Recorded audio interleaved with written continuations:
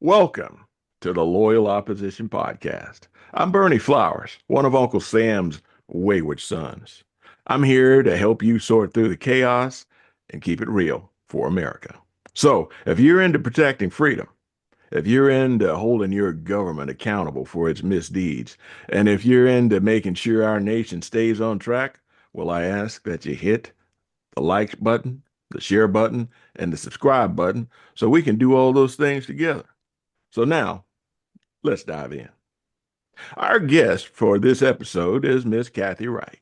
Cathy is a member of the National Rifle Association Board of Directors. She's also a Maryland NRA Institute for Legislative Action Frontlines activist leader. She's also the Maryland State Rifle and Pistol Association Vice President for Legislative Affairs, and also a Maryland Shall Issue member, and also a Berwyn Rod Gun Club member. Cathy's also a returning champion to our show. Wow, she's a lot.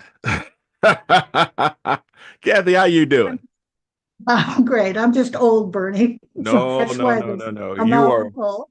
you are very accomplished, and everybody Thank needs to know all the things that you do behind the scenes to make life a little bit better for your fellow Americans. So I'm just so pleased that you're sharing a little bit of your life with the audience. So thank you. you let me know about some upcoming legislative proposals that might affect gun owners in the state of Maryland. And I just thought that it would be very important for you to let everybody else know what's going on. So that's why I asked you to come on the show.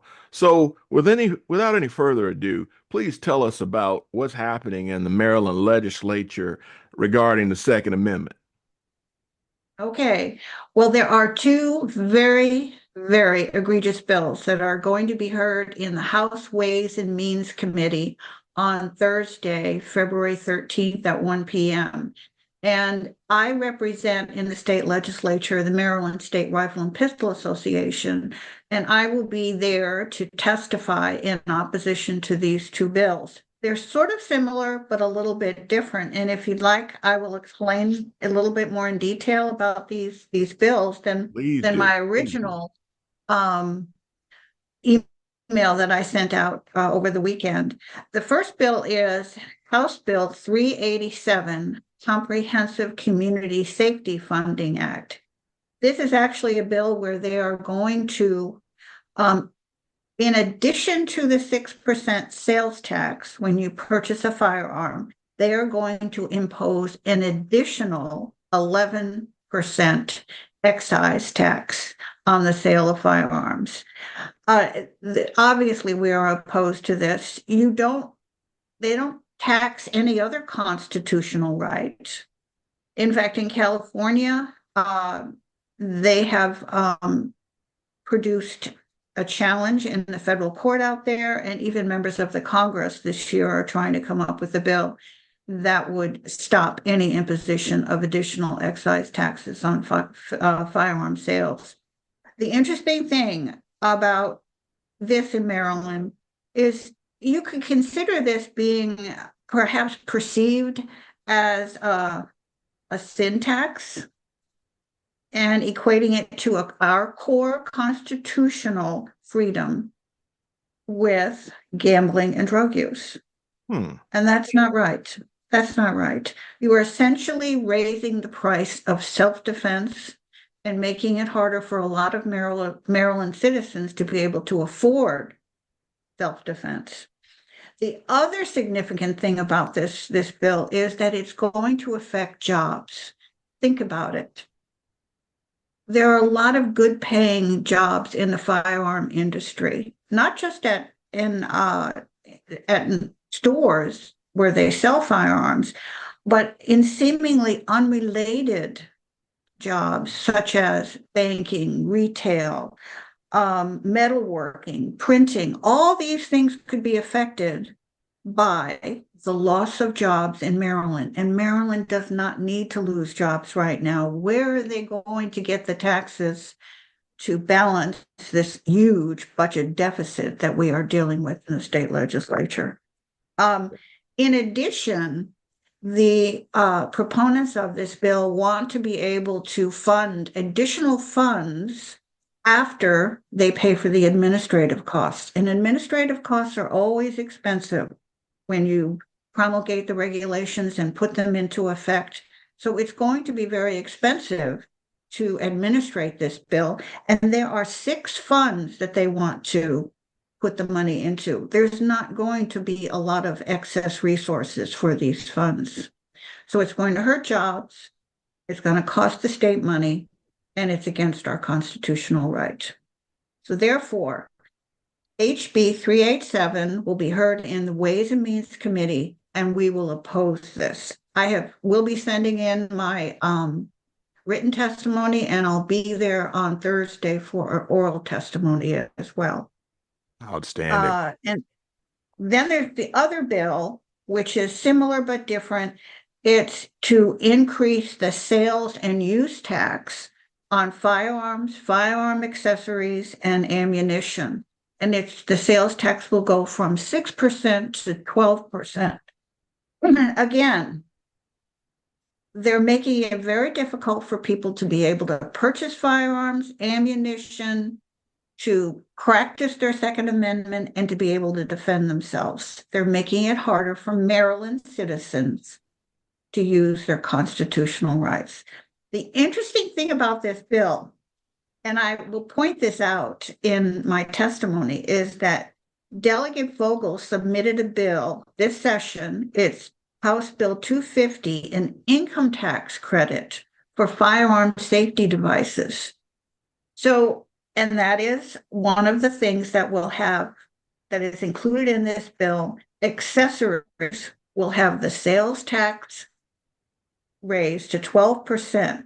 So here, Delegate Vogel is trying to give you an income tax reduction when you buy firearm safety devices, but they're going to tax it when you buy it even more. It doesn't make sense here. Cathy, this sounds like communism to me, but keep on talking. I'm just boiling right now. Again, it's the same argument. It's going to hurt jobs in the state. We do not have an infinite number of firearm dealers in this state. So where's all these taxes going to come from? There's going to be a great loss of jobs in the long run, and it's going to hurt the state's economy. We oppose both House Bill 387 and House Bill 937. Wow. I first want to thank you for advocating for Second Amendment supporters all over the state. This is an assault, and a lot of people don't even understand what's happening, and they will pass this and not let people know what they're doing. And most people don't have time to follow this kind of stuff. So my question to you is, what can ordinary citizens do to affect this legislation? First and foremost, this week, you need to go online to the Maryland General Assembly website, and you can link to the House Ways and Means Committee. You'll find out who those members are, and you can send them an email saying that you oppose House Bill 387 and House Bill 937, and tell them why, and politely ask the members of the Ways and Means Committee to oppose it and not to give it a favorable vote. Wow. That's what you do. There we go. Well, with that said, we want to pass that along to everybody who's listening, and we hope that everybody will share this with their fellow Second Amendment enthusiasts. So, Cathy, is there anything else you'd like to say to the audience? The floor is now yours. Thank you. Yes. I have always felt strongly that it is important for all citizens in every single state to develop a relationship with their own legislators, even if they're on the other side of the aisle and they don't like them or don't like their policies. It's important for you to establish a relationship.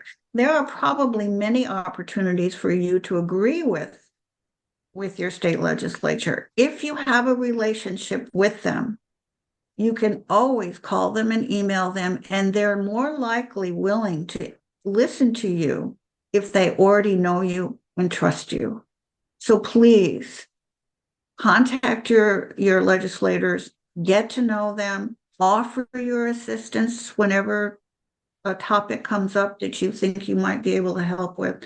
So then when you contact them and say, please oppose House Bill 387 and please oppose 937, they'll say, hey, John Smith, I'm going to do what he says because I know him and I trust him.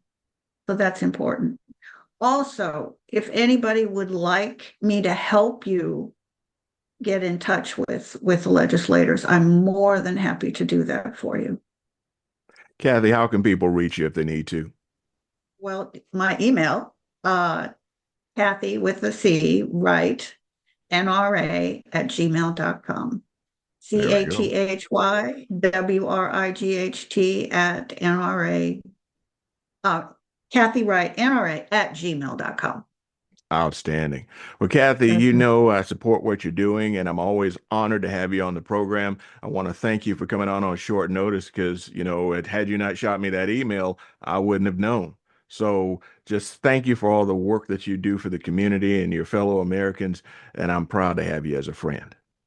Thank you. Thank you very much, Bernie. Thank you for the invitation, and you are my friend, and God bless. Amen. You take care now.